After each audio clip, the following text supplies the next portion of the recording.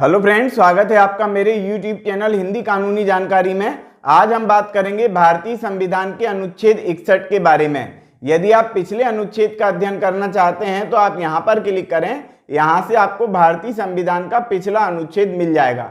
हम बात करते हैं अनुच्छेद 61 के बारे में। ये कहता है राष्ट्रपति पर महाअभियोग चलाने की प्रक्रिया।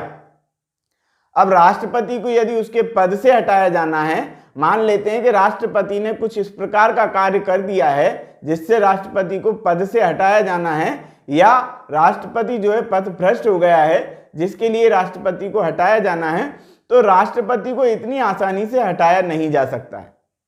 उसके लिए क्या करना पड़ेगा? उसके लिए राष्ट्रपति पर महाअभियोग चलाना पड़ेगा। अब देखो, छोटा मोटा कोई व्यक्ति हो तो उसके ऊपर किसी भी न्यायालय में कोई भी कार्रवाई की जा सकती है, लेकिन राष्ट्रपति पर डायरेक्ट न्यायालय में कोई कार्रवाई नहीं की जा सकती है। क्यों? क्योंकि राष्ट्रपति ही तो सर्वे सर्वा होता है ना, राष्ट्र का प्रमुख होता है वो तो। अब राष्ट्र का ही जो प्रमुख है उस पर न्यायाधीश क्या करेगा?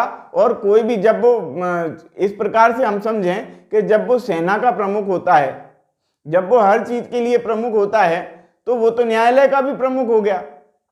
तो ऐसे समय में न्यायालय में क्या कार्रवाई की जा सकती है? तो ऐसे समय में क्या होता है कि राष्ट्रपति को चलाने के लिए, राष्ट्रपति को अपने पद से हटाने के लिए राष्ट्रपति पर जो है महाअभियोग चलाया जाता है। अब महाअभियोग कहाँ चलता है? तो भैया महाअभियोग जो चलेगा वो संसद में चलेगा। संसद के दोनों सदनों में चलता है। दोनों सदनों में कैसे? पहला सदन तो जो है उस पर आरोप लगाता है राष्ट्रपति पर, और दूसरा सदन उसकी जांच करता है। दूसरा सदन, पहला सदन आरोप लगाएगा और दूसरा सदन जांच करेगा। जो मतलब संसद के दो सदन है, एक तो है लोकसभा और एक है राज्यसभा। यदि राज्यसभा ने आरोप लगाया तो लोकसभा उसकी जांच करेगा, और लोकसभा ने आरोप लगाया तो राज्यसभा उसकी जांच करेगी। और दोनों में से यदि पारित हो गया, कुल मिला के पारित हो जाने का मतलब यह है कि यदि लोकसभा ने आरोप लगाया है और राज्यसभा ने उसकी जांच की है, जांच में भी उन्होंने सही पाया है, तो राष्ट्रपति को अपने पद से हटना पड़ेगा।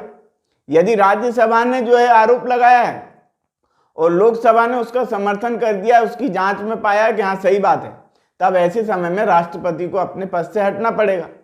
तो इस प्रकार से महाअभियोग चला करके राष्ट्रपति को हटाया जा सकता है उसके पद से। किस प्रकार से? यहाँ पर जो लैंग्वेज लिखी हुई है, संविधान में जो कुछ लिखा हुआ है, भारतीय संविधान के अनुच्छेद 61 में जो कुछ लिखा हुआ है उसके बारे में हम अध्ययन कर लेते हैं। क्या लिखा हुआ है? राष्ट्रपति पर महाअभियोग चलाने की प्रक्रिया। कैसी होगी प्रक्रिया? जब संविधान के अतिक्रमण के लिए राष्ट्रपति पर महाअभियोग चलाना हो, तब संसद का कोई सदन आरोप लगाएगा। संसद का कोई सदन यानी कि या तो राज्यसभा या लोकसभा उस पर आरोप लगाएगा। अब आरोप लगाने में क्या होगा? नंबर 2, कोई आरोप जब तक नहीं लगता जब तक कि, देखो आरोप ऐसे ही नहीं लग जाएगा कि किसी ने भी कुछ भी आरोप लगा दिया, ऐसे नहीं है।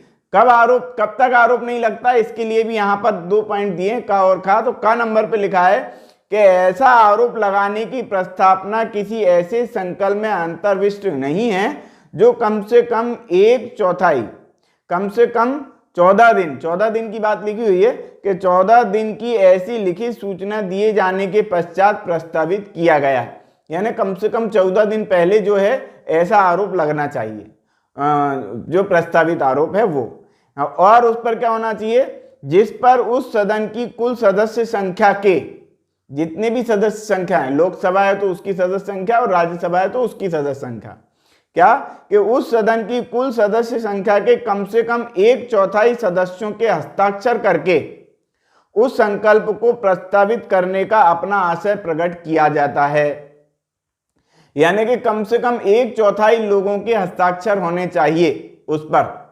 1/4 का मतलब क्या है? जैसे कि मान लो सदन में जितने भी सदस्य हैं 4 हिस्से करो, 4 हिस्से करो, 4 में से जो है 1/4 यानी कि चौथा जो हिस्सा है वो उस पर हस्ताक्षर करे, तब ये प्रस्ताव पारित होगा। और वह प्रस्ताव पारित होने के बाद वो दूसरे सदन में जाएगा, दूसरे सदन में उसकी जांच होगी। तो खा नंबर पे क्या लिखा हुआ है इसको भी हम पढ़ लेते हैं। उस सदन की कुल सदस्य संख्या के कम से कम 2/3 बहुमत द्वारा ऐसा संकल्प पारित नहीं किया गया है। यानी कि इसमें लिख दिया है कि कम से कम 2/3, यानी कि सदन में जितने भी लोग हैं उनके 3 हिस्से हों, उसमें से 2 हिस्से जो है इस बात का समर्थन करें कि भैया राष्ट्रपति को पद से हटाया जाना है। तो 2/3 बहुमत द्वारा संकल्प पारित नहीं किया गया है। कम से कम 2/3 बहुमत से पारित होना चाहिए फिर वो संकल्प। पॉइंट नंबर 3 दिया है कि जब आरोप सदन के किसी संसद के किसी सदन द्वारा, संसद के 2 सदन हैं, लोकसभा और राज्यसभा, तो जब आरोप संसद के किसी सदन द्वारा इस प्रकार लगाया गया है तब दूसरा सदन उस आरोप का अन्वेषण करेगा यानी जांच करेगा, इन्वेस्टिगेशन करेगा या कराएगा, और ऐसे अन्वेषण में, ऐसे इन्वेस्टिगेशन में उपस्थित होने का अपना प्रतिनिधित्व कराने के लिए राष्ट्रपति का अधिकार होगा।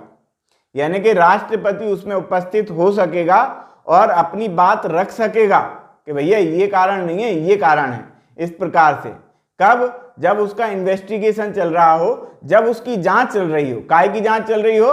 जब भारत के राष्ट्रपति को पद से हटाने के लिए किसी एक सदन ने आरोप लगाया हो और उस सदन की जांच किसी दूसरे सदन के द्वारा की जा रही हो और या फिर करवाई जा रही हो, तब। पॉइंट नंबर 4 कहता है कि यदि अन्वेषण के परिणाम स्वरूप, अन्वेषण यानी कि इन्वेस्टिगेशन, तो यदि इन्वेस्टिगेशन के परिणाम स्वरूप यह घोषित करने वाला संकल्प कि राष्ट्रपति के विरुद्ध लगाया गया आरोप सिद्ध हो गया है, आरोप के अन्वेषण यानी कि जांच करने, मतलब इन्वेस्टिगेशन करने या कराने वाले सदन को कुल सदस्य संख्या के कम से कम 2/3 बहुमत द्वारा पारित कर दिया जाता है। आधे लोगों के द्वारा उसको पारित किया जाना चाहिए, कर दिया जाता है।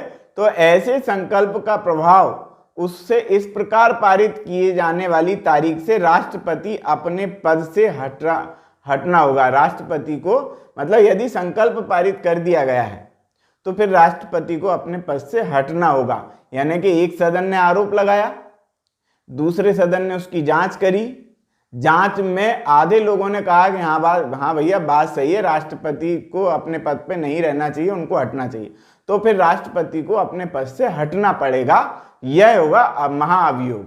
ये किसी न्यायालय में नहीं चलाया जा रहा है, ये संसद के दोनों सदनों में चलाया जा रहा है। राष्ट्रपति देखो देश का सर्वे सर्वा है, तो अब वो छोटे मोटे न्यायालय में उसके लिए क्या चलेगा? जब इतना बड़ा राष्ट्रपति है तो संसद में ही चलेगा और संसद के दोनों सदनों के बहुमत के द्वारा ही उसको हटाया जा सकेगा। तो आज की वीडियो में हमने अध्ययन किया भारतीय संविधान के अनुच्छेद 61 के बारे में। यदि आप अगले अनुच्छेद का अध्ययन करना चाहते हैं तो आप यहाँ पर क्लिक करें, यहाँ से आपको भारतीय संविधान का अगला अनुच्छेद भी मिलेगा। CRPC, IPC और भारतीय संविधान के संपूर्ण वीडियो भी यहाँ से आपको मिल जाएंगे। तो आज की वीडियो में इतना ही।